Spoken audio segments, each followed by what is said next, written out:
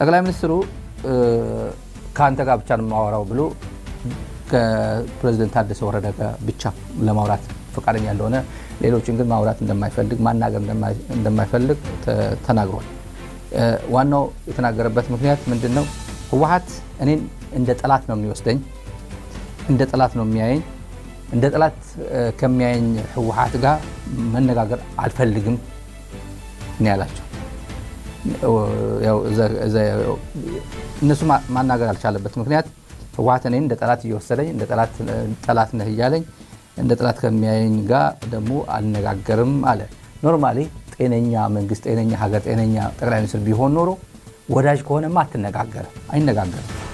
ጤነኛ ጠላቴ ነው ከሚለው ጋር ለውይይት የምትመጣው ልዩነት ካለ ነው።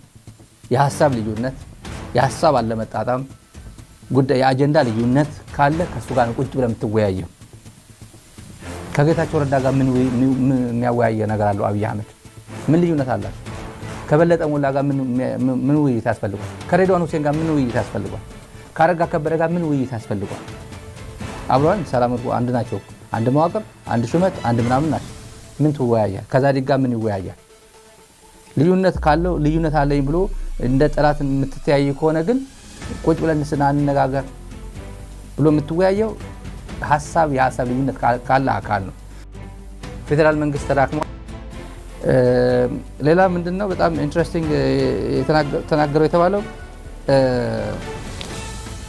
አብይ ተዳክሟል፣ ፌዴራል መንግስት ተዳክሟል፣ ብልጽግና ተዳክሟል የሚል ግምገማ ነው ያለው ህወሓት። እናንተ እንደዛ ብላችሁ የምትገመግሙት፣ እኔ ግን የሚታይ እና የማይታይ ያለኝ አቅም አለኝ።